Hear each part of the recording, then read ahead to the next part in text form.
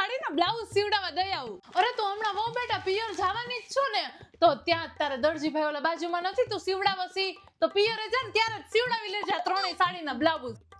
હા ભલે સાસુમાં, તો એમ કરીશ. સાસુમાં જમવાનું બની ગયું છે, હું ખાલી પાર્લરમાં જાતી આવું, હેર સ્પા, હેરકટ ને ફેશિયલ ને એવું બધું કરી આવું. અરે વહુ બેટા હમણાં તું તાર પિયર નથી જવાની, તો ન્યા તો આજુબાજુમાં જે પાર્લરમાં કરાવતી ને ન્યા જ કરાવી લેજે. ઈ બધા તમે ઓળખતા હોય ને તો એટલે. ભલે સાસુમાં.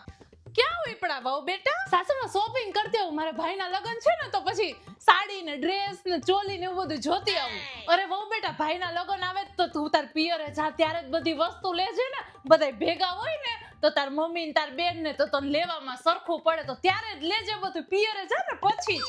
ભલે સાસુમાં, તો એમ કરીશ. જી મારા ખર્ચા બચાઈ.